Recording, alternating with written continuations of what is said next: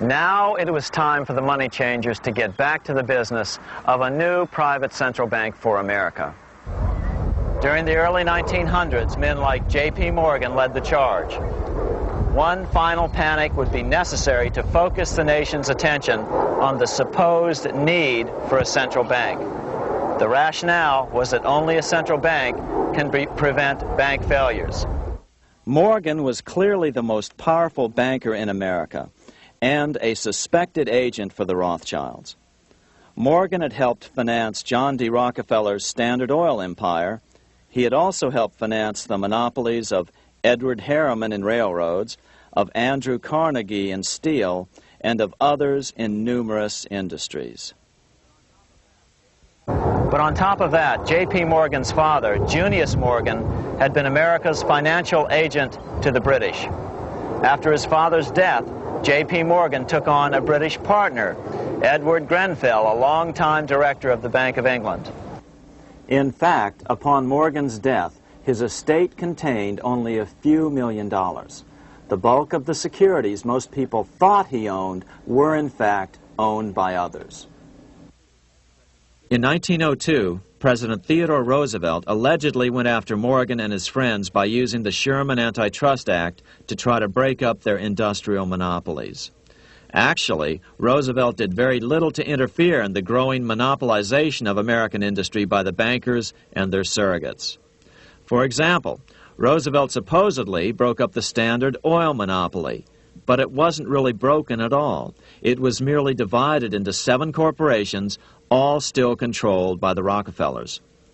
The public was aware of this thanks to political cartoonists like Thomas Nast, who referred to the bankers as the money trust. By 1907, the year after Teddy Roosevelt's re-election, Morgan decided it was time to try for a central bank again. Using their combined financial muscle, Morgan and his friends were secretly able to crash the stock market. Thousands of small banks were vastly overextended. Some had reserves of less than 1% thanks to the fractional reserve principle.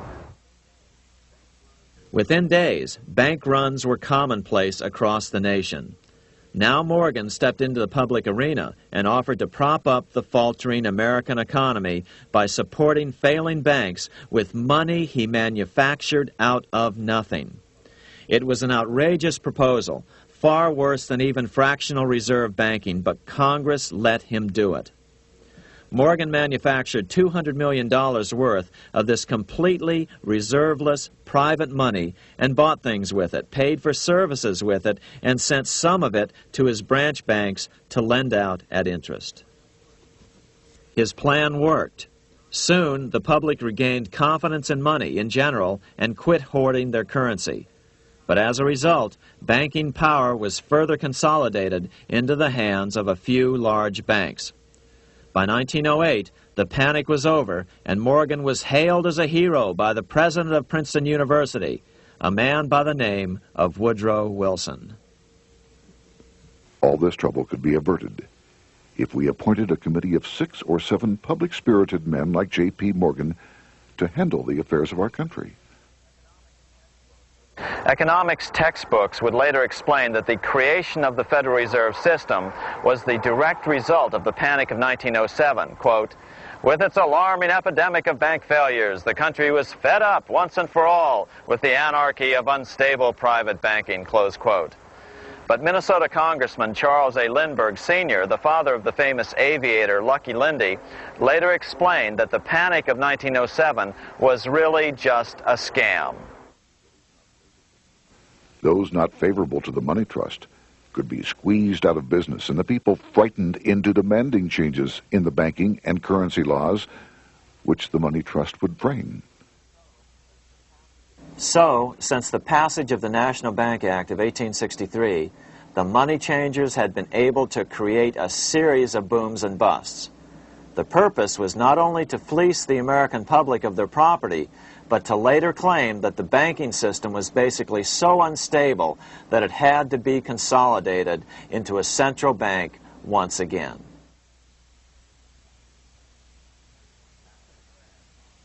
After the crash, Teddy Roosevelt, in response to the panic of 1907, signed into law a bill creating something called the National Monetary Commission. The commission was to study the banking problem and make recommendations to Congress. Of course, the commission was packed with Morgan's friends and cronies. The chairman was a man named Senator Nelson Aldrich from Rhode Island. Aldrich represented the Newport, Rhode Island homes of America's richest banking families. His daughter married John D. Rockefeller, Jr., and together they had 5 sons: John, Nelson, who would become vice president in 1974, Lawrence, Winthrop, and David, the head of the Council on Foreign Relations and former chairman of Chase Manhattan Bank. As soon as the National Monetary Commission was set up, Senator Aldrich immediately embarked on a 2-year tour of Europe, where he consulted at length with the private central bankers in England, France, and Germany. The total cost of his trip alone to the taxpayers was $300,000, an astronomical sum in those days. Shortly after his return, on the evening of November 22, 1910, some of the wealthiest and most powerful men in America boarded Senator Aldrich's private rail car and in the strictest secrecy journeyed to this place, Jekyll Island, off the coast of Georgia. With the group came Paul Warburg. Warburg had been given a $500,000 per year salary to lobby for the passage of a privately owned central bank in America by the investment firm Kuhn, Loeb and Company. Warburg's partner in this firm was a man named Jacob Schiff, the grandson of the man who shared the Greenshield house with the Rothschild family in Frankfurt. Schiff, as we'll find out later, was in the process of spending $20 million to finance the overthrow of the Tsar in Russia. These 3 European banking families, the Rothschilds, the Warburgs, and the Schiffs, were interconnected by marriage down through the years, just as their American banking counterparts, the Morgans, Rockefellers, and Aldriches were. Secrecy was so tight that all 7 primary participants were cautioned to use only first names to prevent servants from learning their identities. Years later, one participant, Frank Vanderlip, president of National City Bank of New York and a representative of the Rockefeller family, confirmed the Jekyll Island trip in a February 9, 1935 edition of the Saturday Evening Post. I was as secretive, indeed as furtive as any conspirator. Discovery, we knew, simply must not happen, or else all our time and effort would be wasted. If it were to be exposed that our particular group had got together and written a banking bill, that bill would have no chance whatever of passage by Congress. The participants came here to figure out how to solve their major problem, how to bring back a privately owned central bank. But there were other problems that needed to be addressed as well. First of all, the market share of the big national banks was shrinking fast. In the first 10 years of the century, the number of U.S. banks had more than doubled to over 20,000. By 1913, only 29% of all banks were national banks, and they held only 57% of all deposits. As Senator Aldrich later admitted in a magazine article,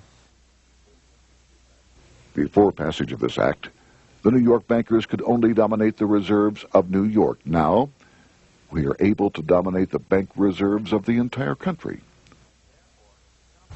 Therefore, something had to be done to bring these new banks under their control. As John D. Rockefeller put it, quote, "Competition is sin," close quote.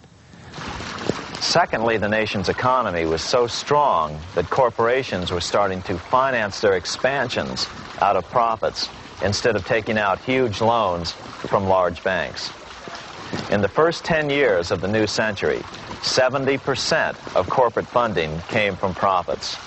In other words, American industry was becoming independent of the money changers, and that trend had to be stopped.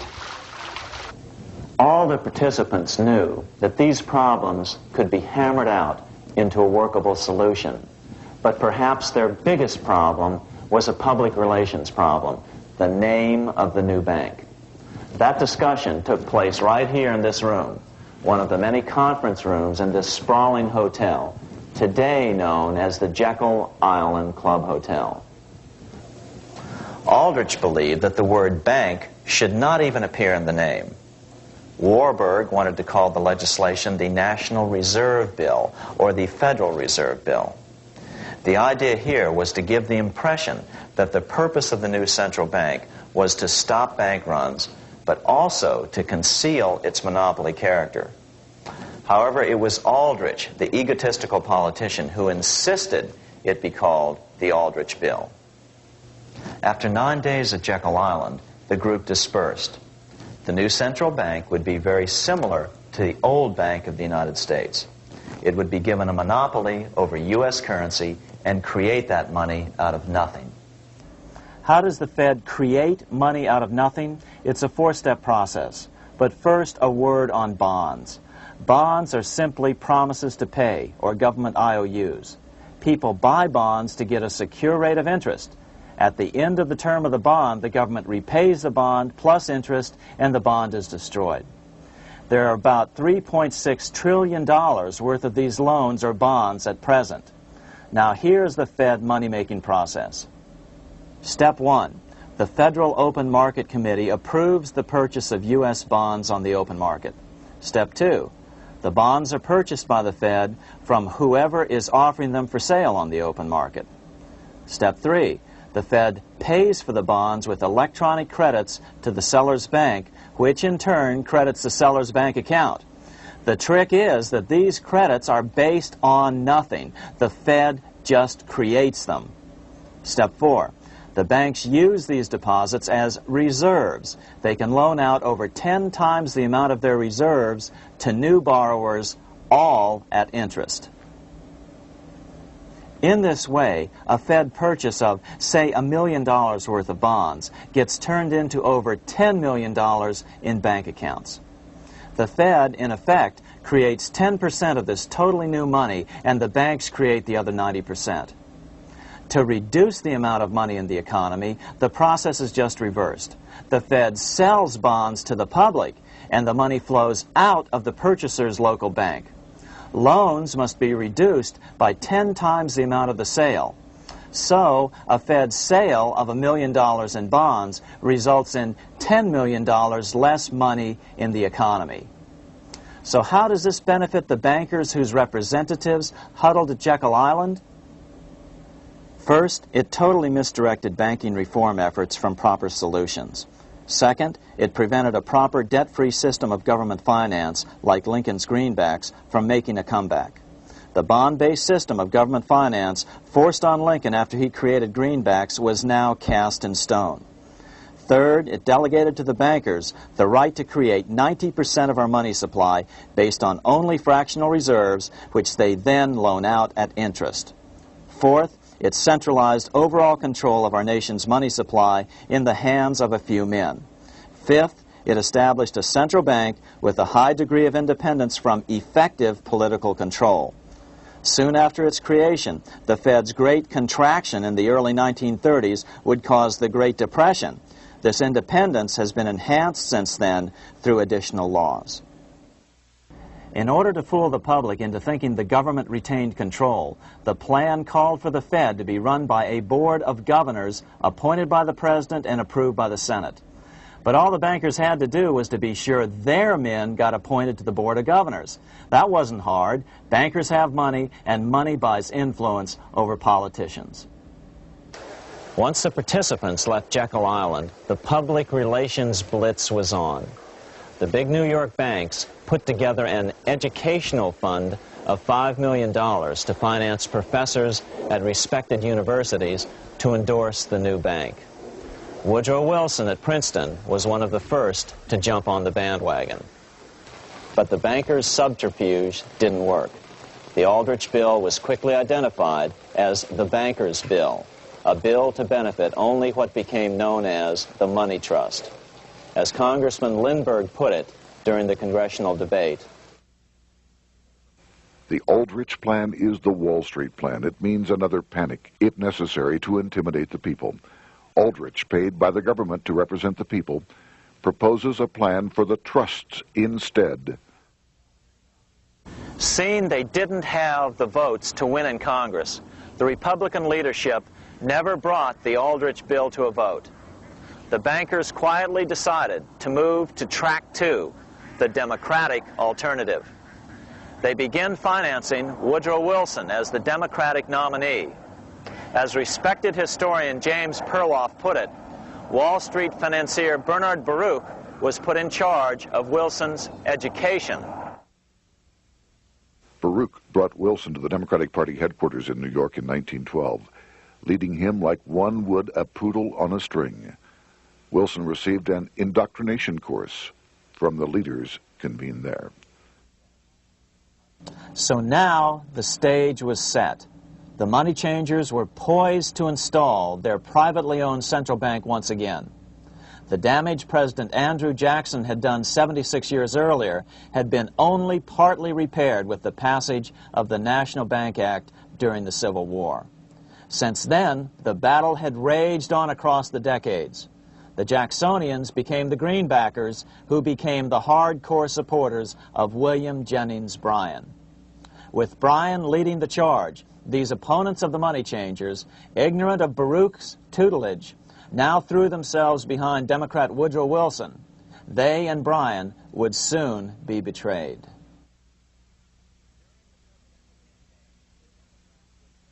During the presidential campaign, the Democrats were careful to pretend to oppose the Aldrich bill. As Representative Lewis McFadden, himself a Democrat, as well as chairman of the House Banking and Currency Committee, explained it 20 years after the fact. The Aldrich bill was condemned in the platform. When Woodrow Wilson was nominated, the men who ruled the Democratic Party promised the people that if they were returned to power, there would be no central bank established here while they held the reins of government. 13 months later, that promise was broken, and the Wilson administration, under the tutelage of those sinister Wall Street figures who stood behind Colonel House, established here in our free country the worm-eaten, monarchical institution of the King's Bank, to control us from the top downward and to shackle us from the cradle to the grave. Once Wilson was elected, Morgan, Warburg, Baruch, and company advanced a new plan, which Warburg named the Federal Reserve System. The Democratic leadership hailed the new bill, called the Glass-Owen Bill, as something radically different from the Aldrich Bill. But in fact, the bill was virtually identical in every important detail. In fact, so vehement were the Democratic denials of similarity that Paul Warburg, the father of both bills, had to step in to reassure his paid friends in Congress that the two bills were virtually identical. Brushing aside the external differences affecting the shells, we find the kernels of the two systems very closely resembling and related to one another. But that admission was for private consumption only. Publicly, the money trust trotted out Senator Aldrich and Frank Vanderlip, the president of Rockefeller's National City Bank of New York and one of the Jekyll Island Seven, to oppose the new Federal Reserve System. Years later, however, Vanderlip admitted in the Saturday Evening Post that the two measures were virtually identical. Although the Aldrich Federal Reserve Plan was defeated when it bore the name Aldrich, nevertheless, its essential points were all contained in the plan that finally was adopted. As Congress neared a vote, they called Ohio attorney Alfred Crozier to testify. Crozier noted the similarities between the Aldrich bill and the Glass-Owen bill. The bill grants just what Wall Street and the big banks for 25 years have been striving for: private instead of public control of currency. It, the Glass-Owen bill, does this as completely as the Aldrich bill. Both measures rob the government and the people of all effective control over the public's money and vest in the banks exclusively the dangerous power to make money among the people scarce or plenty. During the debate on the measure, senators complained that the big banks were using their financial muscle to influence the outcome. "There are bankers in this country who are enemies of the public welfare," said one senator. What an understatement. Despite the charges of deceit and corruption, the bill was finally snuck through the Senate on December 22, 1913, after most senators had left town for the holidays, after having been assured by the leadership that nothing would be done until long after the Christmas recess. On the day the bill was passed, Congressman Lindbergh prophetically warned his countrymen that this act establishes the most gigantic trust on earth. When the President signs this bill, the invisible government by the monetary power will be legalized. The people may not know it immediately, but the day of reckoning is only a few years removed.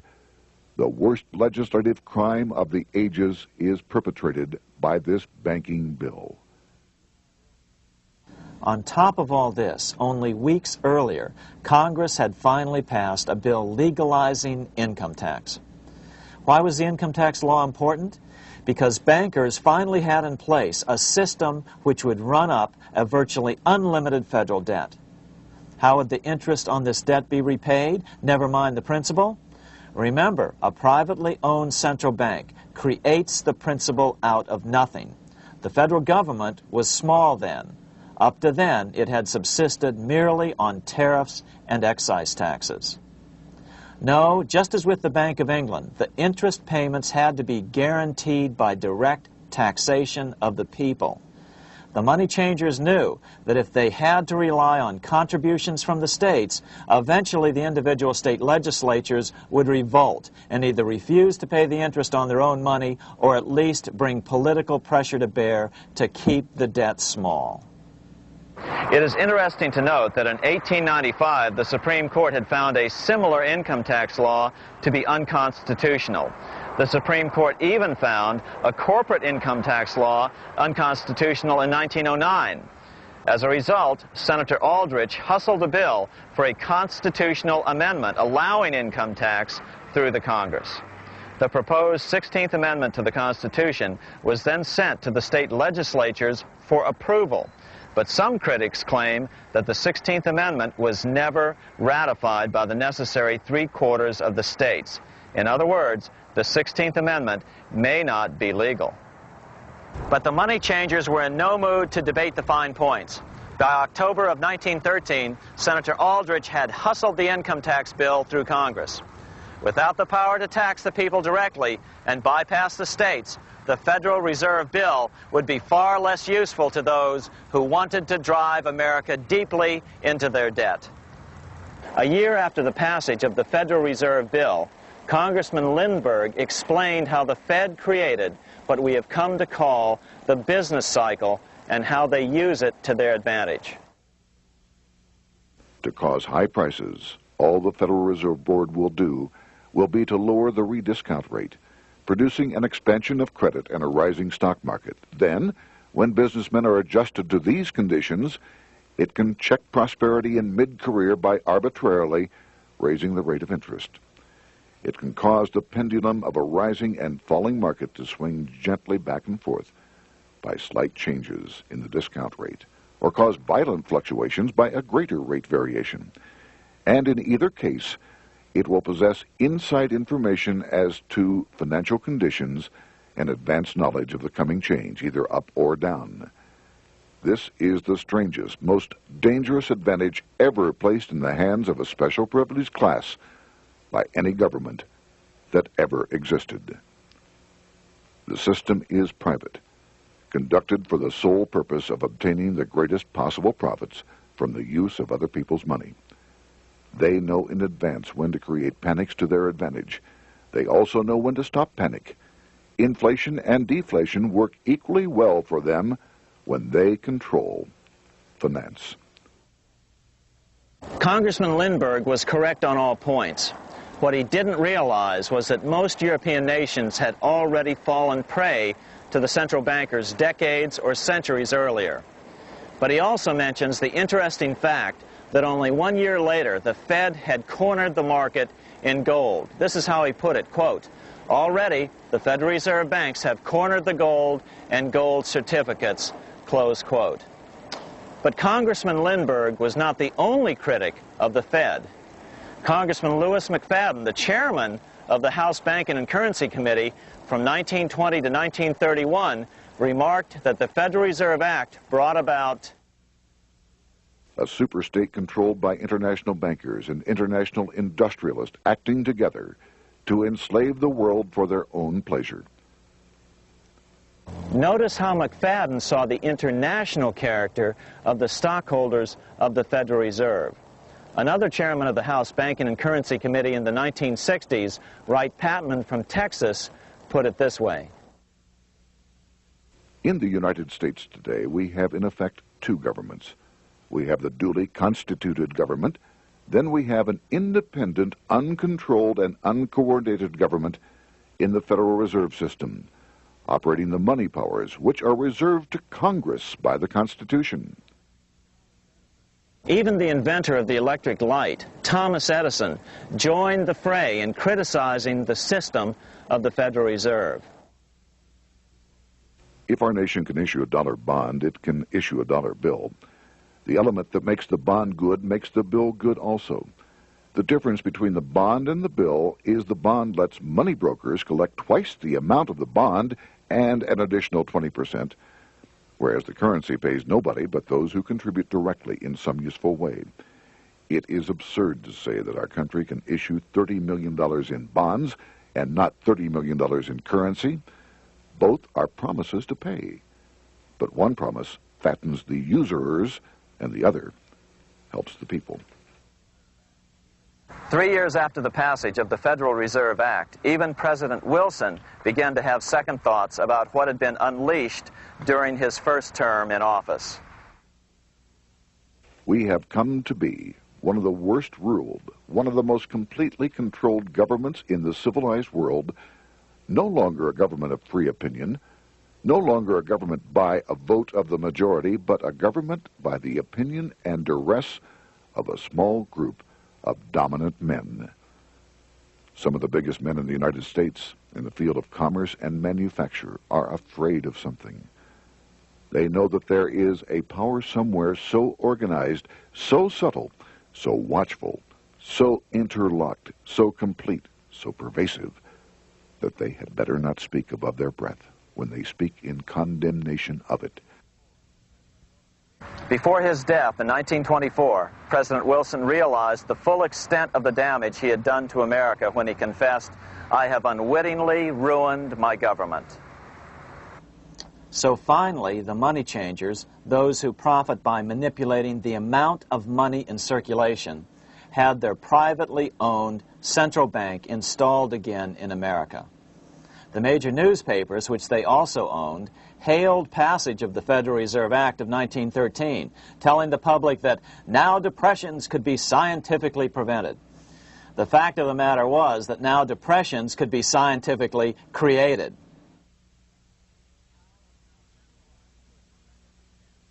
Power was now centralized to a tremendous extent. Now it was time for a war, a really big war. In fact, the First World War. Of course, to the central bankers, the political issues of war don't matter nearly as much as the profit potential, and nothing creates debts like warfare. England was the best example at that time. During the 119-year period between the founding of the Bank of England and Napoleon's defeat at Waterloo, England had been at war for 56 years, and much of the remaining time she'd been preparing for war. In World War I, the German Rothschilds loaned money to the Germans, the British Rothschilds loaned money to the British, and the French Rothschilds loaned money to the French. In America, J.P. Morgan was the sales agent for war materials to both the British and the French. In fact, 6 months into the war, Morgan became the largest consumer on earth, spending $10 million a day. His offices here at 23 Wall Street were mobbed by brokers and salesmen trying to cut a deal. In fact, it got so bad that the bank had to post guards at every door and at the partners' homes as well. Many other New York bankers made out as well from the war. President Wilson appointed Bernard Baruch to head the War Industries Board. According to historian James Perloff, both Baruch and the Rockefellers profited by some $200 million during the war. But profits were not the only motive. There was also revenge. The money changers never forgave the czars for their support of Lincoln during the Civil War. Also, Russia was the last major European nation to refuse to give in to the privately owned central bank scheme. 3 years after World War I broke out, the Russian Revolution toppled the Tsar and installed the scourge of communism. Jacob Schiff of Kuhn Loeb and Company bragged from his deathbed that he had spent $20 million towards the defeat of the Tsar. Money was funneled from England to support the revolution as well. Why would some of the richest men in the world financially back communism, the system that was openly vowing to destroy the so-called capitalism that made them wealthy? Researcher Gary Allen explained it this way. If one understands that socialism is not a share the wealth program, but is, in reality, a method to consolidate and control the wealth, then the seeming paradox of super-rich men promoting socialism becomes no paradox at all. Instead, it becomes logical, even the perfect tool of power-seeking megalomaniacs. Communism, or more accurately socialism, is not a movement of the downtrodden masses, but of the economic elite. As W. Cleon Skousen put it in his 1970 book, The Naked Capitalist, power from any source tends to create an appetite for additional power. It was almost inevitable that the super-rich would one day aspire to control not only their own wealth, but the wealth of the whole world. To achieve this, they were perfectly willing to feed the ambitions of the power-hungry political conspirators who were committed to the overthrow of all existing governments and the establishments of a central worldwide dictatorship. but what if these revolutionaries get out of control and try to seize power from the super-rich? After all, it was Mao Zedong who in 1938 stated his position concerning power. Political power grows out of the barrel of a gun. The Wall Street, London axis elected to take the risk. The master planners attempted to control revolutionary communist groups by feeding them vast quantities of money when they obeyed and contracting their money supply or even financing their opposition if they got out of control. Lenin began to understand that although he was the absolute dictator of the new Soviet Union, he was not pulling the financial strings. Someone else was silently in control. The state does not function as we desired. The car does not obey. A man is at the wheel and seems to lead it, but the car does not drive in the desired direction. It moves as another force wishes.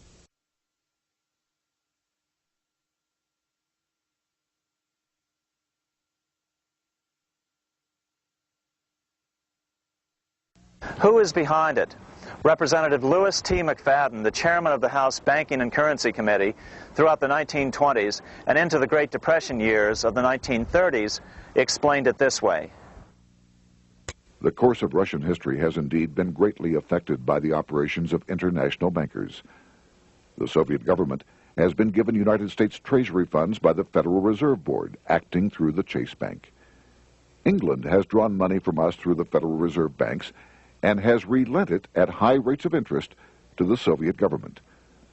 The Dnipro Dam was built with funds unlawfully taken from the United States Treasury by the corrupt and dishonest Federal Reserve Board and the Federal Reserve banks.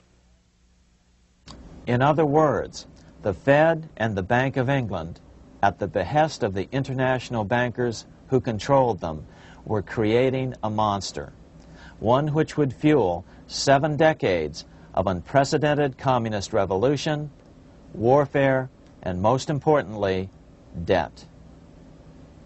In case you think there's some chance that the money changers got communism going and then lost control, in 1992, the Washington Times reported that Russian President Boris Yeltsin was upset that most of the incoming foreign aid was being siphoned off, quote, straight back into the coffers of Western banks in debt service, close quote. No one in his right mind would claim that a war as large as World War I had a single cause. Wars are complex things with many causative factors. But on the other hand, it would also be equally foolish to ignore as a prime cause of World War I those who would profit the most from the war. The role of the money changers is no wild conspiracy theory. They had a motive, a short-ranged, self-serving motive, as well as a long-range political motive of advancing totalitarian governments, with the money changers maintaining the financial clout to control whatever politician might emerge as the leader. Next, we'll see what the money changers' ultimate political goal is for the world.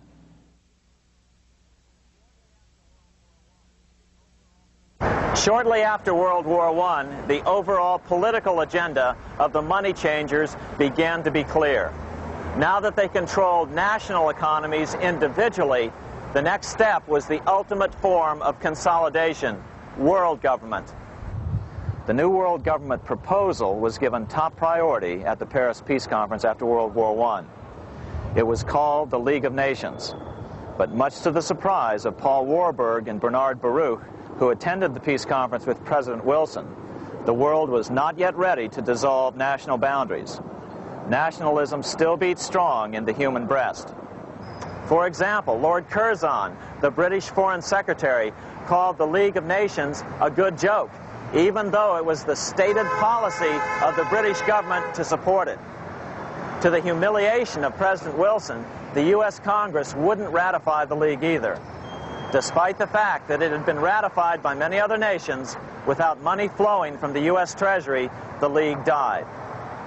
After World War I, the American public had grown tired of the internationalist policies of Democrat Woodrow Wilson.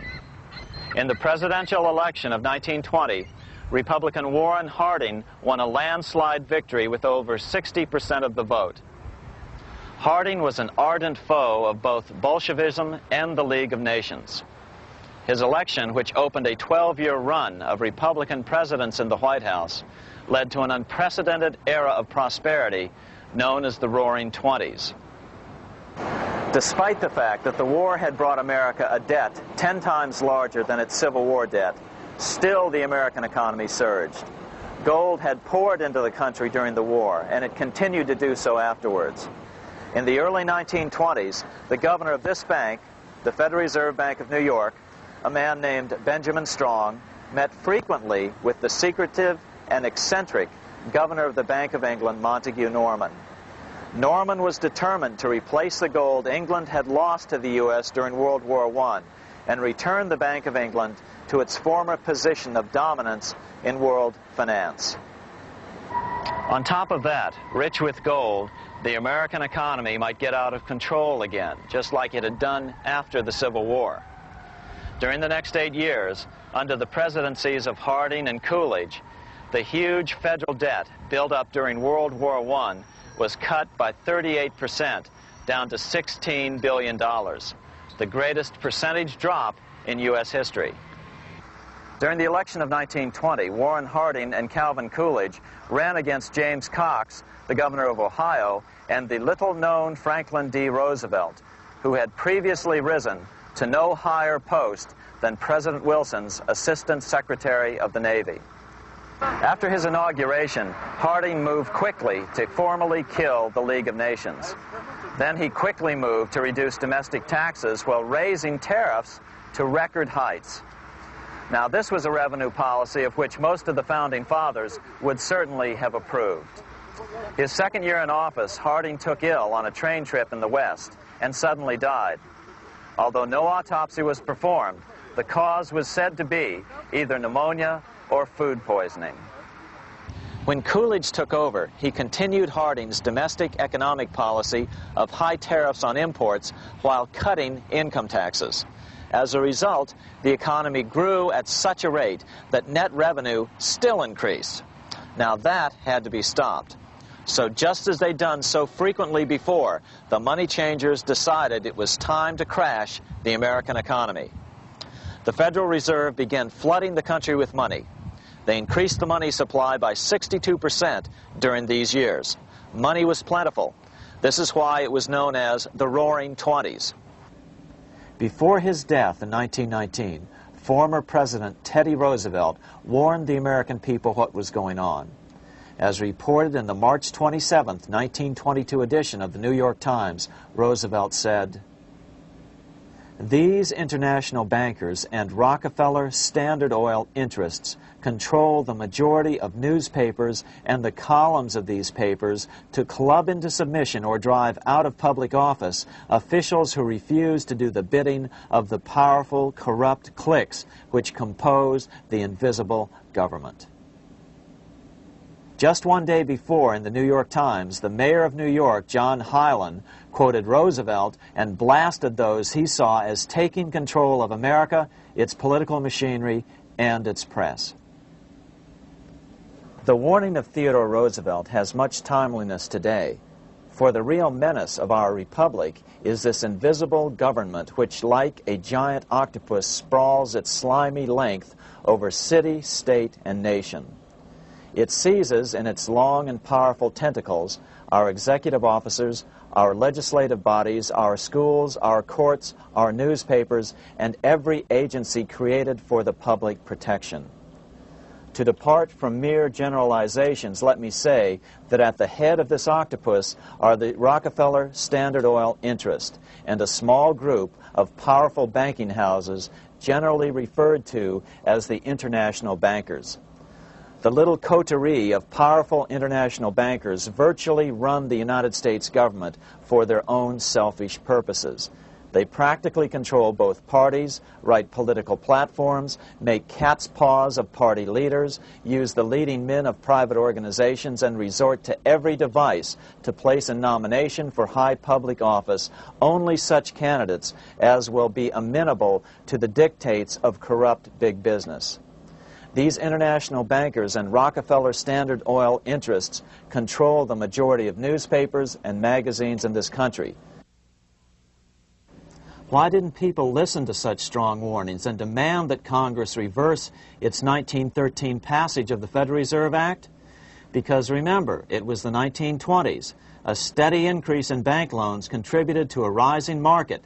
In other words, just as it is today, in times of prosperity, no one wants to worry about economic issues. But there was a dark side to all this prosperity.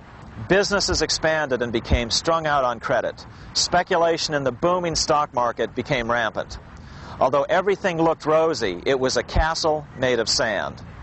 When all was in readiness, in April of 1929, Paul Warburg, the father of the Federal Reserve, sent out a secret advisory warning his friends that a collapse and nationwide depression was certain.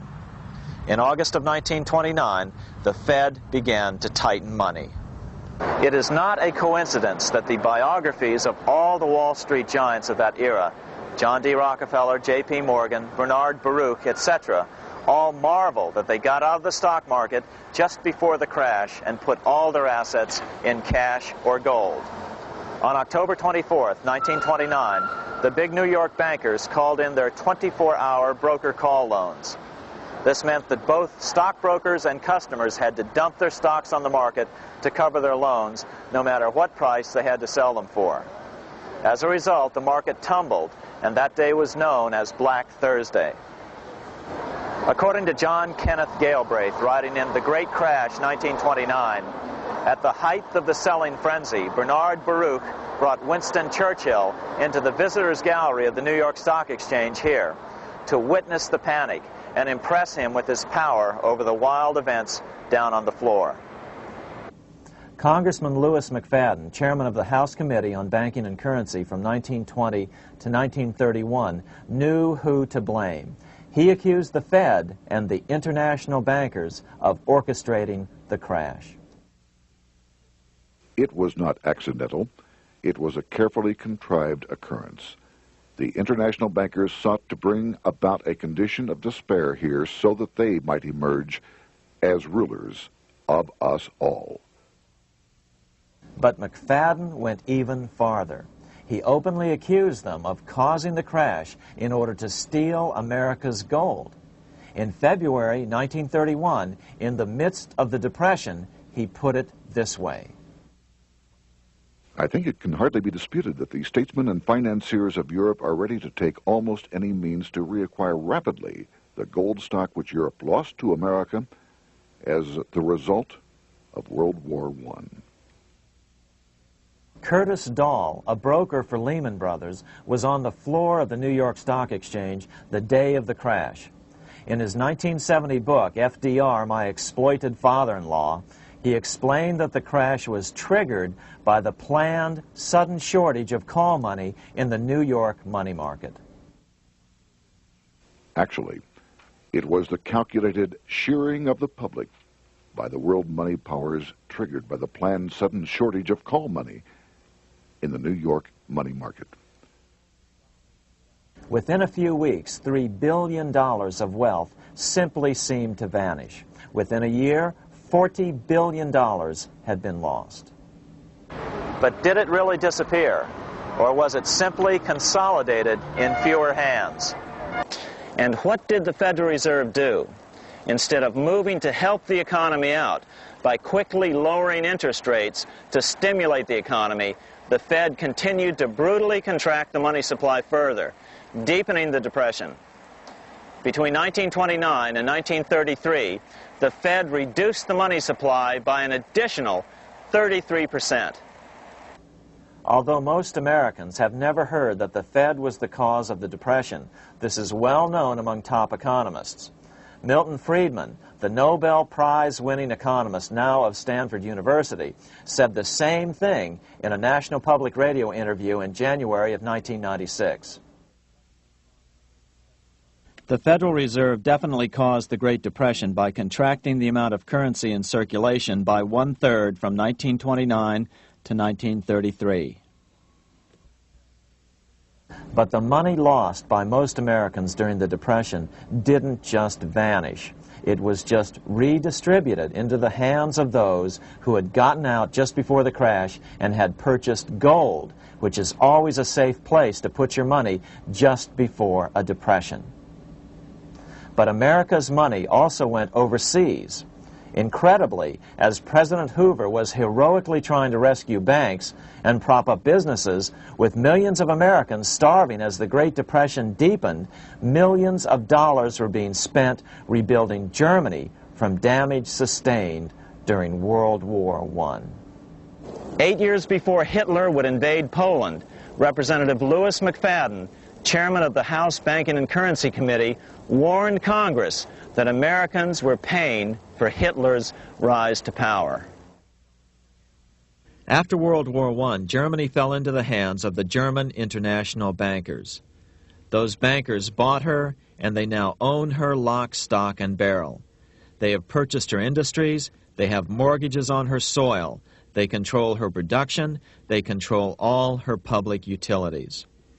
The international German bankers have subsidized the present government of Germany, and they have also supplied every dollar of the money Adolf Hitler has used in his lavish campaign to build up a threat to the government of Brüning. When Brüning fails to obey the orders of the German international bankers, Hitler is brought forth to scare the Germans into submission. Through the Federal Reserve Board, over $30 billion of American money has been pumped into Germany. You have all heard of the spending that's taken place in Germany. Modernistic dwellings, her great planetariums, her gymnasiums, her swimming pools, her fine public highways, her perfect factories. All this was done on our money. All this was given to Germany through the Federal Reserve Board. The Federal Reserve Board has pumped so many billions of dollars into Germany that they dare not name the total. Franklin D. Roosevelt was swept into office during the 1932 presidential election. Once Roosevelt was in office, however, sweeping emergency banking measures were immediately announced, which did nothing but increase the Fed's power over the money supply.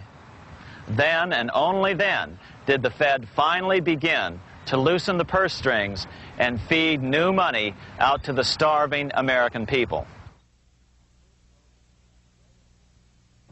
At first, Roosevelt railed against the money changers as being the cause of the Depression. Believe it or not, this is what he said on March 4th, 1933, in his inaugural address. Practices of the unscrupulous money changers stand indicted in the court of public opinion, rejected by the hearts and minds of men. The money changers have fled from their high seats in the temple of our civilization. But 2 days later, Roosevelt declared a bank holiday and closed all banks. Later that year, Roosevelt outlawed private ownership of all gold bullion and all gold coins with the exception of rare coins. Most of the gold in the hands of the average American was in the form of gold coins. The new decree was, in effect, a confiscation. Those who didn't comply risk as much as 10 years in prison and a $10,000 fine, the equivalent of $100,000 today. Out in small-town America, some people didn't trust Roosevelt's order. Many were torn between keeping their hard-earned wealth or obeying the government. Those who did turn in their gold were paid the official price for it, $20.66 per ounce. So unpopular was the confiscation order that no one anywhere in government would take credit for authoring it. No congressman claimed it. At the signing ceremony, President Roosevelt made it clear to all present that he was not the author of it and publicly stated that he had not ever read it. Even his Secretary of the Treasury said he'd never read it either, saying it was, quote, what the experts wanted. Roosevelt convinced the public to give up their gold by saying that pooling the nation's resources was necessary to get America out of the Depression. With great fanfare, he ordered a new bullion depository built to hold the mountain of gold the U.S. government was illegally confiscating. By 1936, the U.S. Bullion Depository at Fort Knox was completed, and in January 1937, the gold began to flow into it. The rip-off of the ages was about to proceed. In 1935, once the gold had all been turned in, the official price of gold was suddenly raised to $35 per ounce. But the catch was, only foreigners could sell their gold at the new higher price. The money changers who had heeded Warburg's note and gotten out of the stock market just before the crash and bought gold at $20.66 per ounce, then shipped it to London, could now bring it back and sell it back to the government, nearly doubling their money while the average American starved. The Fort Knox Bullion Depository sits here in the middle of the Fort Knox Military Reservation, 30 miles southwest of Louisville, Kentucky. This was as close as we were permitted to get to the depository despite years of letters from members of Congress to allow our film crew inside. The 4-acre grounds immediately surrounding the building are guarded by an electrified steel fence, an open moat, and 4 machine-gun-armed guard pillboxes at the structure's corners. When the gold began arriving on January 13, 1937, there was unprecedented security. Thousands of official guests watched the arrival of a 9-car train from Philadelphia, guarded by armed soldiers, postal inspectors, Secret Servicemen, and guards from the U.S. Mint. It was all great theater. America's gold supply from across the land had been pooled, supposedly for the public benefit, and then safely tucked into Fort Knox. But all that security would soon be breached by the government itself. Now the stage was set for a really big war, one which would pile up debt far beyond that of World War I. For example, in 1944 alone, the U.S. national income was only $183 billion, yet $103 billion was spent on the war. This was 30 times the spending rate during World War I. In fact, the American taxpayer picked up 55% of the total Allied cost of the war. But equally important, virtually every nation involved in World War II greatly multiplied their debt. In the U.S., for example, federal debt went from $43 billion in 1940 up to $257 billion in 1950, an increase of 598%. Between 1940 and 1950, Japanese debt swelled 1,348%. French debt grew 583%, and Canadian debt soared 417%. After the war, the world was now divided into two economic camps: communist command economies on the one hand versus monopoly capitalists on the other, set to fight it out in one perpetual and highly profitable arms race. It was finally time for the central bankers to embark in earnest on their three-step plan to centralize the economic systems of the entire world and finally bring about their global government or New World Order. The phases of this plan were: Step 1, central bank domination of national economies worldwide. Step 2, centralize regional economies through organizations such as the European Monetary Union and regional trade unions such as NAFTA.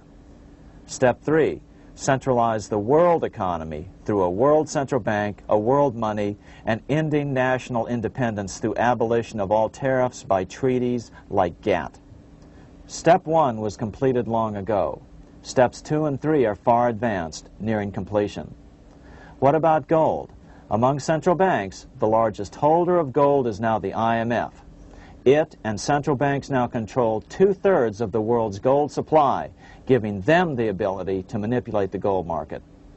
Remember the money changer's golden rule: he who has the gold makes the rules. But before we get into solutions to our problem, let's take a look at what happened to all that gold in Fort Knox. Because if we don't understand that the gold has been stolen, we'll allow ourselves to be stampeded into the wrong solution: a gold-backed currency. Most Americans still believe that the gold is still here at Fort Knox. At the end of World War II, Fort Knox contained over 700 million ounces of gold, an incredible 70% of all the gold in the world. How much remains? No one knows. Despite the fact that federal law requires an annual physical audit of Fort Knox gold, the Treasury has consistently refused to conduct one. The truth is that a reliable audit of whatever remains here has not been conducted since President Eisenhower ordered one in 1953. Where did America's gold in Fort Knox go? Over the years, it was sold off to European money changers at the $35 per ounce price. Remember, this was during a time when it was illegal for Americans to buy any of their own gold from Fort Knox. In fact, there was a very infamous case where the Firestone family set up a string of dummy corporations to purchase Fort Knox gold and keep it in Switzerland, never hitting U.S. shores. They were eventually caught, however, and successfully prosecuted. Finally, by 1971, all the pure gold had been secretly removed from Fort Knox, drained back to London. Once the gold was gone from Fort Knox, President Nixon closed the gold window by repealing Roosevelt's Gold Reserve Act of 1934, finally making it legal once again for Americans to buy gold. Naturally, gold prices immediately began to soar. 9 years later, gold sold for $880 per ounce, 25 times what the gold in Fort Knox was sold for. One would think that eventually someone in the government would get wind of what was happening and blow the whistle. The largest fortune in the history of the world stolen. Shades of the old James Bond film, Goldfinger. Well, as a matter of fact, Ian Fleming, the author of the James Bond series, was head of the British counterintelligence service, MI5. Some believe in the intelligence community that he wrote much of his fiction as a warning, as many authors of fiction do. If the removal of all the good delivery gold from Fort Knox can be viewed as a deliberate raid on the U.S. Treasury, then such an operation might well have been years in the making, namely 40 years. Certainly enough time for Fleming to get wind of it and try to prevent it. So just how did the story of the Fort Knox gold robbery get out? It all started with an article in a New York periodical in 1974. The article charged that the Rockefeller family was manipulating the Federal Reserve to sell off Fort Knox gold at bargain basement prices to anonymous European speculators. 3 days later, the anonymous source of the story, Louise Auchincloss Boyer, mysteriously fell to her death from the window of her 10th floor apartment in New York. How would Mrs. Boyer have known of the Rockefeller connection to the Fort Knox gold heist? She was the longtime secretary of Nelson Rockefeller. For the next 14 years, this man, Ed Durrell, a wealthy Ohio industrialist, devoted himself to a quest for the truth concerning the Fort Knox gold. He wrote thousands of letters to over 1,000 government and banking officials, trying to find out how much gold was really left and where the rest of it had gone. Edith Roosevelt, the granddaughter of President Teddy Roosevelt, questioned the actions of the government in a March 1975 edition of the New Hampshire Sunday News. Allegations of missing gold from our Fort Knox vaults are being widely discussed in European financial circles.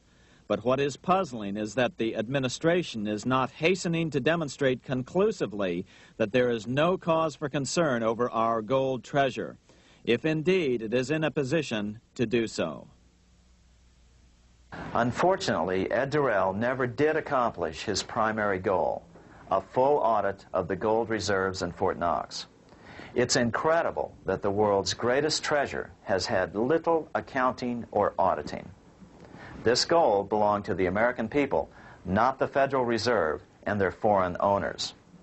One thing is certain, the government could blow all of this speculation away in a few days with a well-publicized audit under the searing lights of media cameras.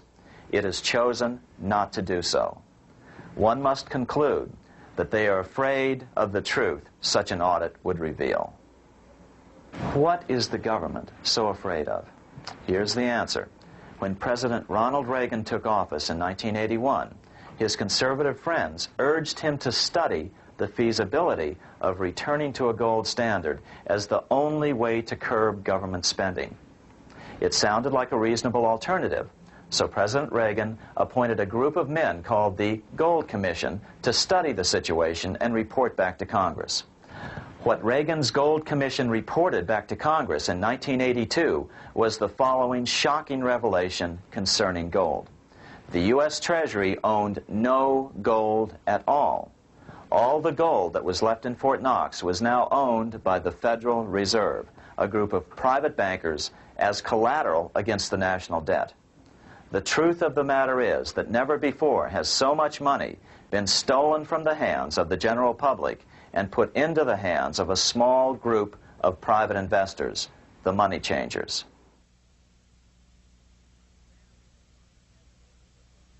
I'm standing in front of the headquarters of the International Monetary Fund located in Washington, D.C. Across the street, right over there, is the headquarters of the World Bank. What are these organizations and who controls them? And most importantly, are they about to create a huge worldwide depression? Let us step back in time for a moment to the aftermath of World War I. People were tired of war, so under the guise of peacemaking, the international bankers devised a plan to consolidate power even further. Claiming only an international government would stem the tide of world wars, the money changers pushed forward a proposal for world government which stood on three legs. A world central bank to be called the Bank of International Settlements, a world judiciary to be called the World Court located in The Hague, the Netherlands, and a world executive and legislature to be called the League of Nations. As President Clinton's mentor, Georgetown historian Carroll Quigley wrote in his 1966 book, Tragedy and Hope, the powers of financial capitalism had a far-reaching plan, nothing less than to create a world system of financial control in private hands, able to dominate the political system of each country and the economy of the world as a whole. This system was to be controlled in a feudalistic fashion by the central banks of the world, acting in concert by secret agreements arrived at in frequent meetings and conferences. The apex of the system was to be the Bank for International Settlements in Bâle, Switzerland, a private bank owned and controlled by the world central banks, which were themselves private corporations. Each central bank sought to dominate its government by its ability to control treasury loans, to manipulate foreign exchanges, to influence the level of economic activity in the country, and to influence cooperative politicians by subsequent economic rewards in the business world.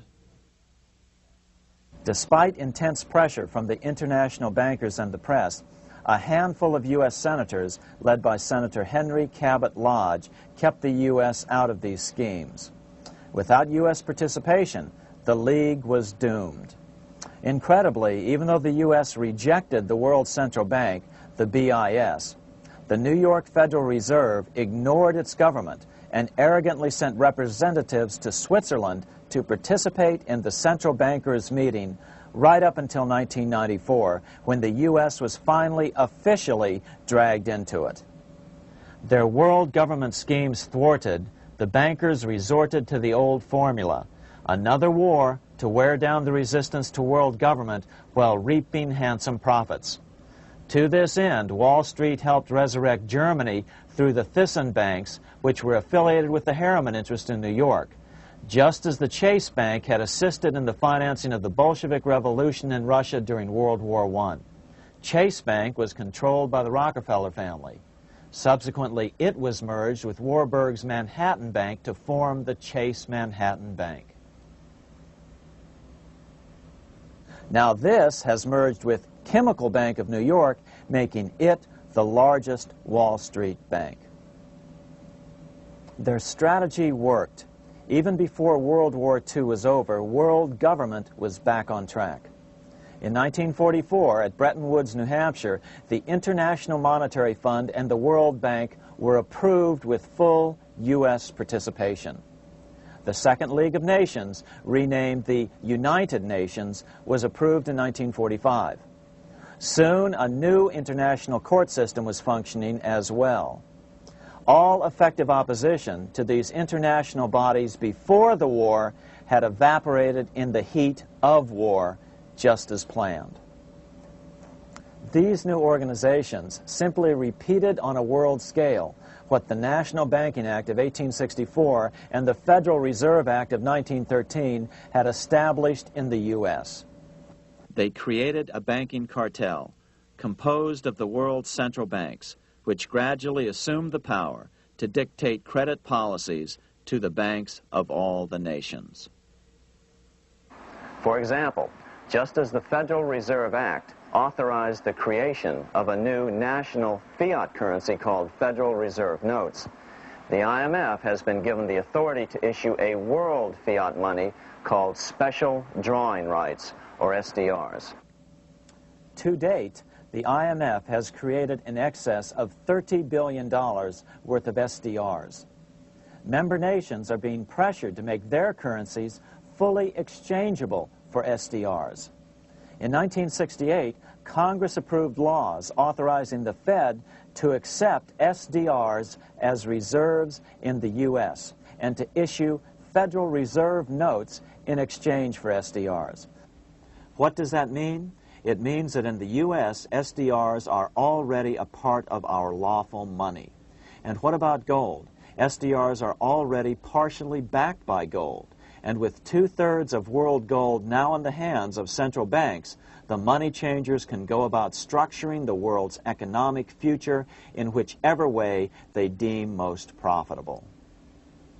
Keep in mind, just as the Fed is controlled by its Board of Governors, the IMF is controlled by its Board of Governors, which are either the heads of the different central banks or the heads of the various national treasury departments dominated by their central banks. Voting power in the IMF gives the U.S. and the UK, that is to say the Fed and the Bank of England, effective control. Just as the Fed controls the amount of money in the U.S., the BIS, IMF, and World Bank control the money supply for the world. So we see the repetition of the old goldsmith's fraud replicated on the national scale with central banks like the Fed and on the international scale by the three arms of the world central bank. Is this organization of the BIS, the IMF, and the World Bank, which we refer to collectively as the World Central Bank, presently expanding and contracting world credit? Yes. Regulations put into effect in 1988 by the BIS required the world's bankers to raise their capital and reserves to 8% of liabilities by 1992. Increased capital requirements put an upper limit to the fractional reserve lending, similar to the way cash reserve requirements do. What has this seemingly insignificant regulation made in a Swiss city 8 years ago meant to the world?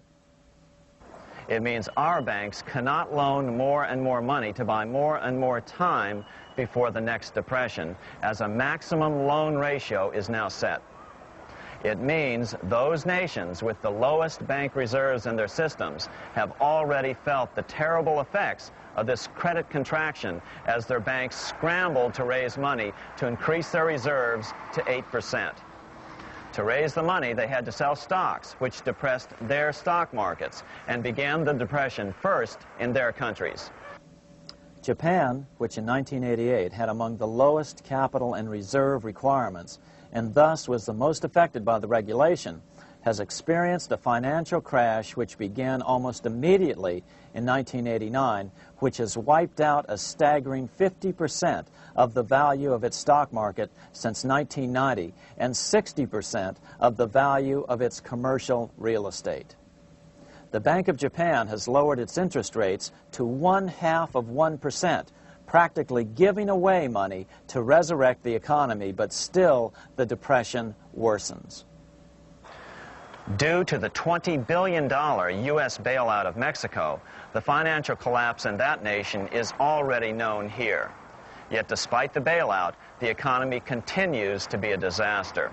One huge debt after another is rolled over as new loans are being made simply to enable Mexico to pay the interest on the old loans. In the south of Mexico, the poor have been in open revolt as every spare peso is being siphoned out of the country to make interest payments. It is important to note that a radical transfer of power is taking place as nations become subservient to a supranational world central bank controlled by a handful of the world's richest bankers. As the IMF creates more and more SDRs by the stroke of a pen on IMF ledgers, more and more nations borrow them to pay interest on their mounting debts and gradually fall under the control of the faceless bureaucrats of the World Central Bank. As the worldwide depression worsens and spreads, this will give the World Central Bank the power of economic life and death over these nations. It will decide which nations will be permitted to receive further loans and which nations will starve. Despite all the rhetoric about development and the alleviation of poverty, the result is a steady transfer of wealth from the debtor nations to the money changers' central banks which control the IMF and the World Bank. For example, in 1992, the Third World debtor nations, which borrowed from the World Bank, paid $198 million more to the central banks of the developed nations for World Bank-funded purposes than they received from the World Bank. All this increases their permanent debt in exchange for temporary relief of poverty caused by prior borrowings. Already, these repayments exceed the amount of the new loans. By 1992, Africa's external debt had reached $290 billion, 2.5 times greater than in 1980, resulting in skyrocketing infant mortality rates and unemployment, deterioration of schools, housing, and the general health of the people. The entire world faces the immeasurable suffering already destroying the Third World and now Japan, all for the benefit of the money changers. As one prominent Brazilian politician put it, "The Third World War has already started. It is a silent war, not for that reason any less sinister. The war is tearing down Brazil, Latin America, and practically all the Third World. Instead of soldiers dying, there are children. It is a war over the Third World debt, one which has as its main weapon interest, a weapon more deadly than the atom bomb, more shattering than a laser beam."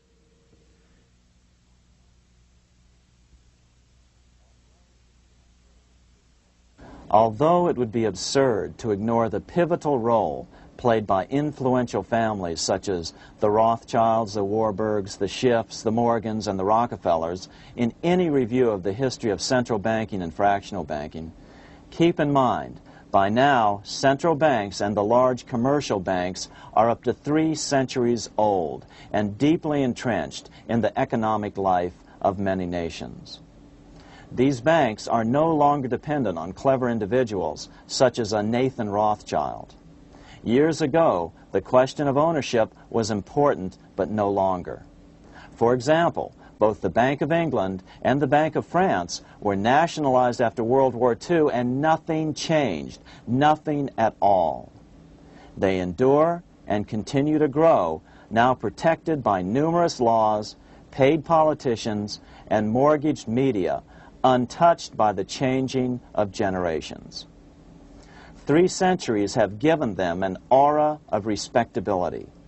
The old school tie is now worn by the 6th generation son, who's been raised in a system that he may never question, as he is named to serve on the governing boards of countless philanthropic organizations.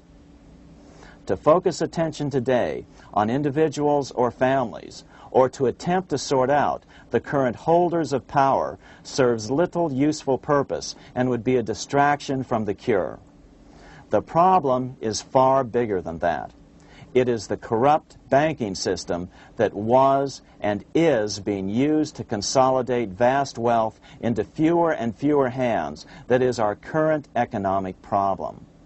Change the names of the main players now, and the problem will neither go away nor even miss a beat.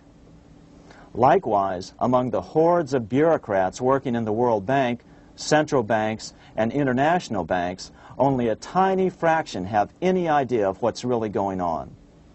No doubt they'd be horrified to learn that their work is contributing to the terrible impoverishment and gradual enslavement of mankind to a few incredibly rich plutocrats.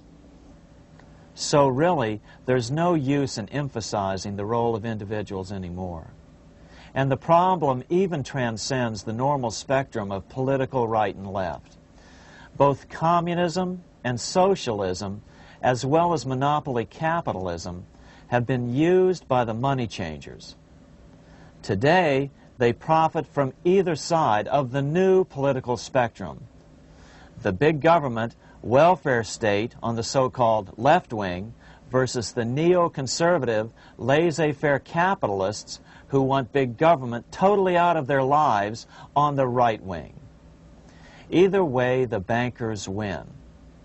Monetary reform is the most important political issue facing this nation. That clarified, let's proceed to the conclusions in the spirit Lincoln declared, with malice towards none, with charity towards all. At the start of this video, we ask a number of troubling questions. Let's be sure we've answered them. What's going on in America today? Why are we over our heads in debt? Why can't the politicians bring debt under control? Why are we over our heads in debt? Because we're laboring under a debt money system that is designed and controlled by private bankers. Now, some will argue that the Federal Reserve System is a quasi-governmental agency. But the President appoints only 2 of the 7 members of the Federal Reserve Board of Governors every 4 years. And he appoints them to 14-year terms, far longer than his own. The Senate does confirm those appointments, but the whole truth is that the President wouldn't dare appoint anyone to that board of whom Wall Street does not approve. Of course, this does not preclude the possibility that some honorable men may be appointed to the Board of Governors. But the fact is that the Fed is specifically designed to operate independently of our government, as are nearly all other central banks. Some argue that the Fed promotes monetary stability. We saw the current head of the Bank of England, Eddie George, claim that this was the most important role of a central bank. In fact, the Fed's record of stabilizing the economy shows it to be a miserable failure in this regard. Within the first 25 years of its existence, the Fed caused 3 major economic downturns, including the Great Depression, and for the last 30 years has shepherded the American economy into a period of unprecedented inflation. Again, this is not some wild conspiracy theory. It's a well-known fact among top economists.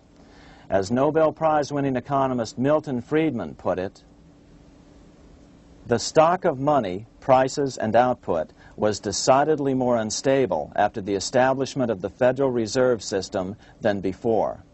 The most dramatic period of instability in output was, of course, the period between the 2 wars, which includes the severe monetary contractions of 1920-21, 1929-33, and 1937-38.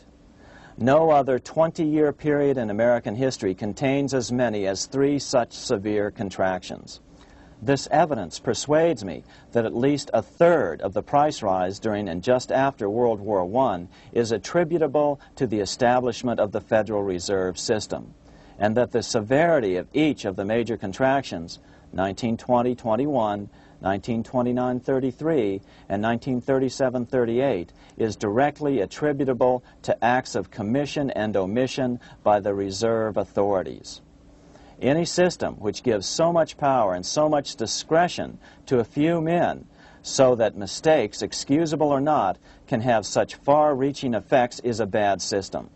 It is a bad system to believers in freedom just because it gives a few men such power without any effective check by the body politic.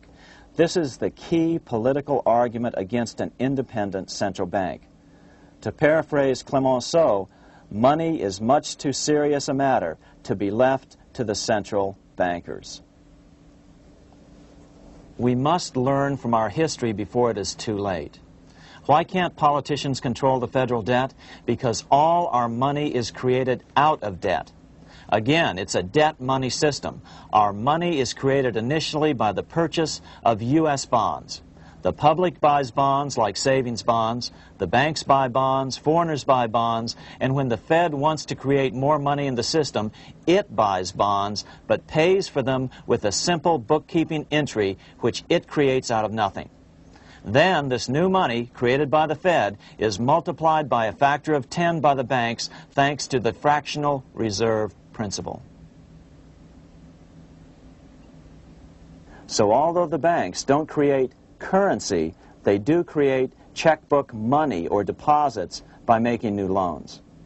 They even invest some of this created money. In fact, over $1 trillion of this privately created money has been used to purchase U.S. bonds on the open market, which provides the banks with roughly $50 billion in interest, risk-free, each year, less the interest they pay to some depositors. In this way, through fractional reserve lending, banks create over 90% of the money and therefore cause over 90% of our inflation. What can we do about all this? Fortunately, there's a way to fix the problem fairly easily, speedily, and without any serious financial problems. We can get our country totally out of debt in 1 to 2 years by simply paying off these U.S. bonds with debt-free U.S. notes, just like Lincoln issued. Of course, that by itself would create tremendous inflation, since our currency is presently multiplied by the fractional reserve banking system.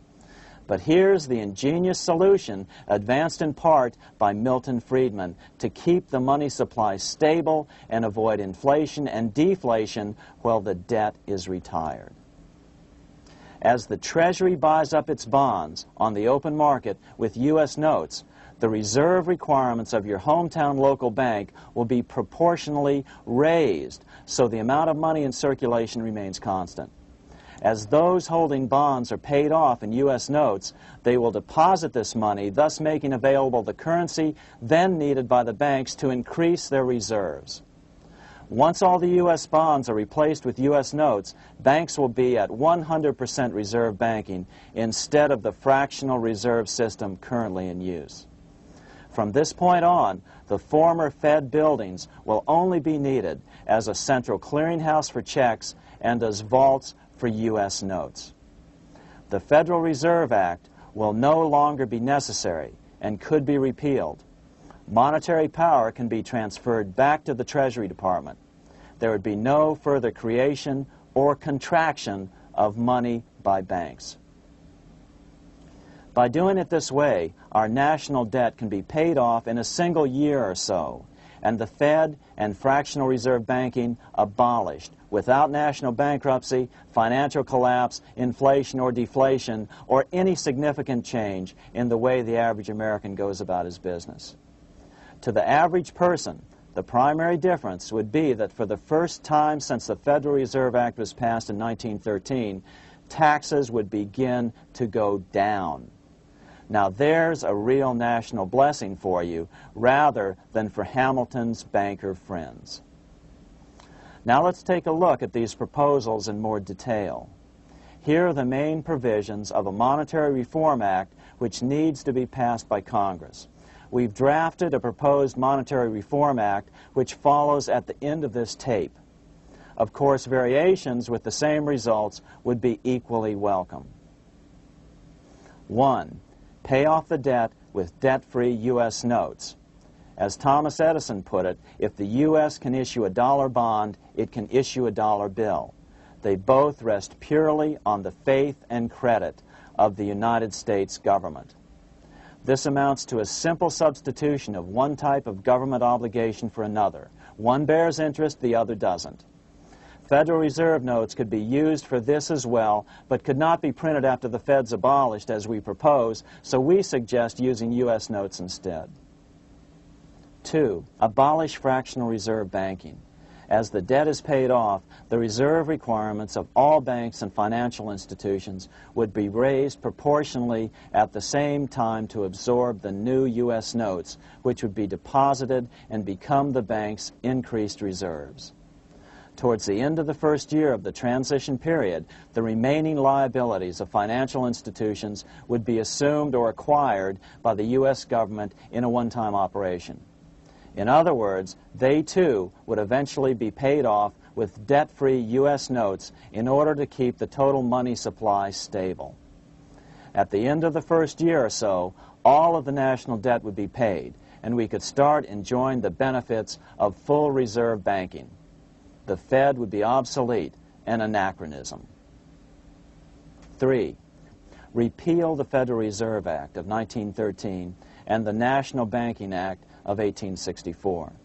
These acts delegate the money power to a private banking monopoly. They must be repealed, and the money power handed back to the Department of Treasury, where they were initially under President Abraham Lincoln. No banker or person in any way affiliated with financial institutions should be allowed to regulate banking. After the first two reforms, these acts would serve no useful purpose anyway, since they relate to a fractional reserve banking system. 4. Withdraw the U.S. from the IMF, the BIS, and the World Bank. These institutions, like the Federal Reserve, are designed to further centralize the power of the international bankers over the world's economy, and the U.S. must withdraw from them. Their harmless functions, such as currency exchange, can be accomplished either nationally or in new organizations limited to those functions. Such a Monetary Reform Act would guarantee that the amount of money in circulation would stay very stable, causing neither inflation nor deflation. Remember, for the last 3 decades, the Fed has doubled the American money supply every 10 years. That fact and fractional reserve banking are the real causes of inflation and the reduction in our buying power, a hidden tax. These and other taxes are the real reasons both parents now have to work just to get by. The money supply should increase slowly to keep prices stable, roughly in proportion to population growth, about 3% per year, not at the whim of a group of bankers meeting in secret. In fact, all future decisions on how much money will be in the American economy must be made based on statistics of population growth and the price level index. The new monetary regulators and the Treasury Department, perhaps called the Monetary Committee, would have absolutely no discretion in this matter except in time of declared war. This would ensure a steady, stable money growth of roughly 3% per year, resulting in stable prices and no sharp changes in the money supply. To make certain the process is completely open and honest, all deliberations would be public, not secret, as meetings of the Fed's Board of Governors are today. How do we know this will work? Because these steps remove the two major causes of economic instability, the Fed and fractional reserve banking, and the newest one as well, the BIS, Bank of International Settlements. But most importantly, the danger of a severe depression would be eliminated. Let's listen to Milton Friedman on the single cause of severe economic depressions. I know of no severe depression in any country or any time that was not accompanied by a sharp decline in the stock of money, and equally of no sharp decline in the stock of money that was not accompanied by a severe depression. Issuing our own currency is not a radical solution. It's been advocated by Presidents Jefferson, Madison, Jackson, Van Buren, and Lincoln. But it's been used at different times throughout Europe as well. Perhaps the best example is one of the small islands off the coast of France in the English Channel. Called Guernsey, it's been using debt-free money issues to pay for large building projects for nearly 200 years. Here we are on Guernsey, and this is the Guernsey flower and vegetable market. Guernsey is one of the most successful examples of just how well a debt-free money system can work. In 1815, a committee was appointed to investigate how best to finance this new market. The impoverished island could not afford more new taxes, so the state's fathers decided to try a revolutionary idea: issue their own paper money. They were just colorful paper notes, backed by nothing, but the people of this tiny island agreed to accept them and trade with them. To be sure they circulated widely, they were declared to be good for the payment of taxes. Of course, this idea was nothing new. It was exactly what America had done before the American Revolution, and there are many other examples throughout the world. But it was new to Guernsey, and it worked miracles. This market is still in use, and remember, it was built for no debt to the people of this island state. But what if we follow Guernsey's example? How would the bankers react to these reforms? Certainly the international bankers' cartel will oppose reforms that do away with their control of the world's economies as they have in the past. But it is equally certain that Congress has the constitutional authority and responsibility to authorize the issuance of debt-free money, U.S. notes, and to reform the very banking laws it ill-advisedly enacted. Undoubtedly, the bankers will claim that issuing debt-free money will cause severe inflation or make other dire predictions. But remember, it is fractional reserve banking which is the real cause of over 90% of all inflation, not whether debt-free U.S. notes are used to pay for government deficits. In the current system, any spending excesses on the part of Congress are turned into more debt bonds, and the 10% purchased by the Fed are then multiplied many times over by the bankers, causing over 90% of all inflation. Our fractional reserve and debt-based banking system is the problem. We must ignore its inevitable resistance to reform and remain firm until the cure is complete. As the director of the Bank of England in the 1920s, Sir Josiah Stamp put it, referring to this modern fractional reserve banking system, banking is conceived in iniquity and born in sin. Bankers own the earth. Take it away from them, but leave them the power to create money and control credit, and with the flick of a pen, they will create enough money to buy it back again. Take this great power away from the bankers, and all great fortunes like mine will disappear, and they ought to disappear, for this would be a better and happier world to live in. But if you want to continue the slaves of bankers and pay the cost of your own slavery, let them continue to create money and to control credit. Americans are slowly figuring this out. Today, over 3,200 cities and counties have endorsed the proposal of a nonprofit organization called Sovereignty. The Sovereignty movement calls for Congress to authorize the Secretary of the Treasury to issue $90 billion per year of U.S. notes, not Federal Reserve notes nor debt-based bonds, to loan money interest-free to cities, counties, and school districts for needed capital improvements. Remarkably, and to their praise, the Community Bankers Association of Illinois, representing 515 member banks, has endorsed this sovereignty proposal, a good step in the right direction. As Milton Friedman has repeatedly pointed out, no severe depression can occur without a severe contraction of money. In our system, only the Fed, the Bank of International Settlements, with U.S. bankers' cooperation, or a combination of the largest Wall Street banks could cause a depression. In other words, our economy is so huge and resilient, a depression just can't happen by accident. Unless we reform our banking system, they will always have that power. They can pull the plug on our economy anytime they choose. The only solution is to abolish the Fed and the fractional reserve banking system and withdraw from the BIS. Only that will break the power of the international bankers over our economy. And keep in mind, a stock market crash itself cannot cause a severe depression. Only the severe contraction of our money supply can cause a severe depression. The stock market crash of 1929 only wiped out market speculators, mostly the small to medium ones, resulting in $3 billion in wealth changing hands. But it served as a smokescreen for a 33% contraction in credit by the Fed over the next 4 years, which resulted in over $40 billion in wealth from the American middle class being transferred to the big banks. Then, despite impotent howls of protest from a divided Congress, the independent Fed kept the money supply contracted for a full decade. Only World War II ended the terrible suffering the Fed inflicted on the American people. In a depression, the remaining wealth of the debt-burdened American middle class will be wiped out by unemployment, declining wages, and the resulting foreclosures.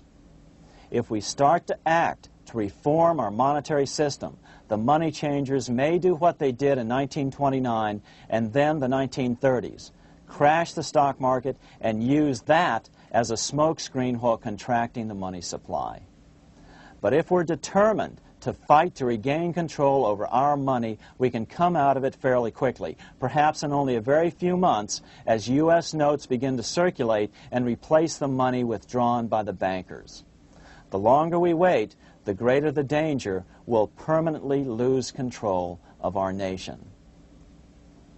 But some still wonder why the international bankers would want to cause a depression. Wouldn't that be killing the goose that is currently laying all those golden interest eggs? Remember what Larry Bates said at the first of this videotape. You see, in periods of economic upheaval, in economic crisis, wealth is not destroyed. It is merely transferred. Do we have any hints as to what the money changers have in store for us? Here's what David Rockefeller, the chairman of Chase Manhattan Bank, the largest Wall Street bank, had to say. We are on the verge of a global transformation. All we need is the right major crisis and the nation will accept the New World Order.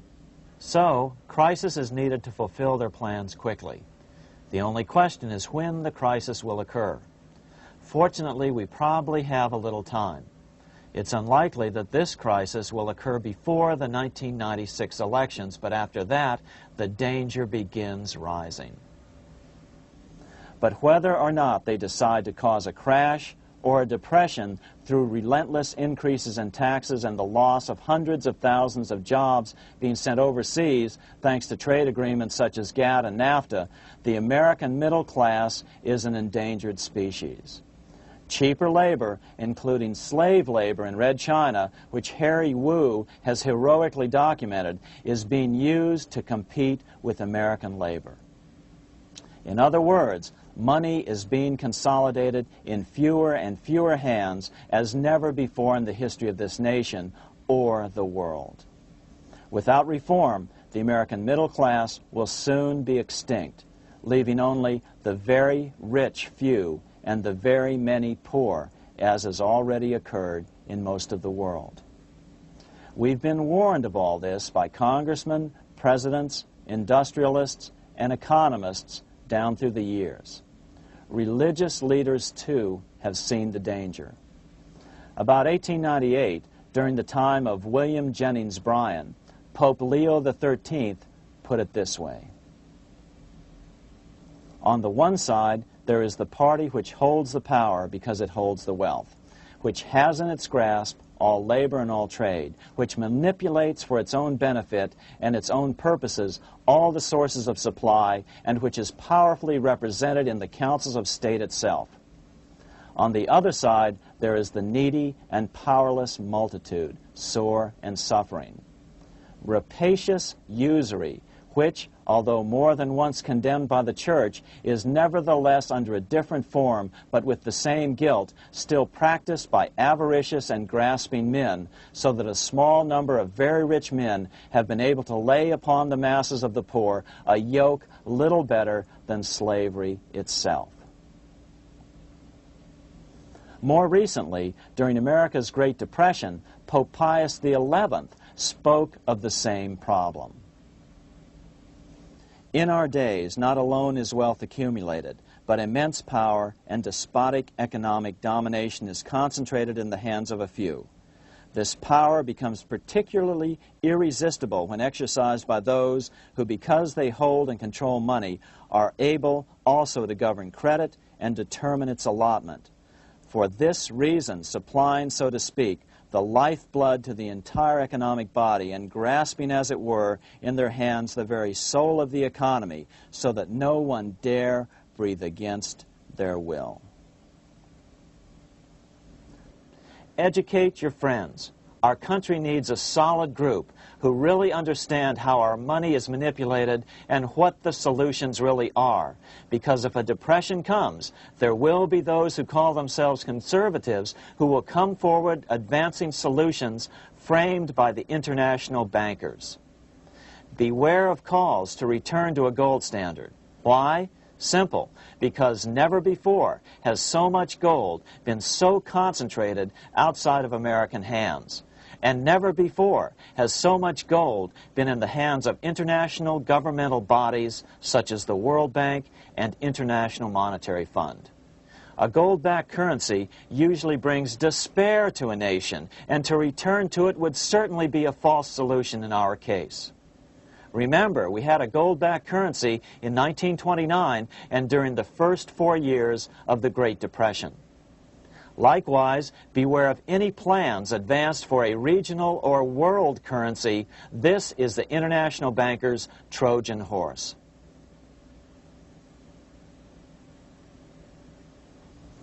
Educate your member of Congress. It only takes a few persuasive members to make the others pay attention. Most congressmen just don't understand the system. Some understand it, but are so influenced by bank-packed contributions that they ignore it, not realizing the gravity of their neglect. We hope we've made a valuable contribution to the national debate on monetary reform. It remains for each man to do his duty, consistent with his state in life. May God give us the light to help reform our nation and ourselves. We say ourselves because ultimately vast multitudes of men are going to be driven more and more to desperation by the accumulation of the world's wealth in fewer and fewer hands. Men will tend to become like their oppressors, selfish and greedy. Rather, let's keep in mind during this period of reform a warning not to lose sight of greater things, as Pope Pius XI put it. For what will it profit men that a more prudent distribution and use of riches make it possible for them to gain even the whole world, if thereby they suffer the loss of their own souls? What will it profit to teach them sound principles in economics if they permit themselves to be so swept away by selfishness, by unbridled and sordid greed, that hearing the commandments of the Lord, they do all things contrary?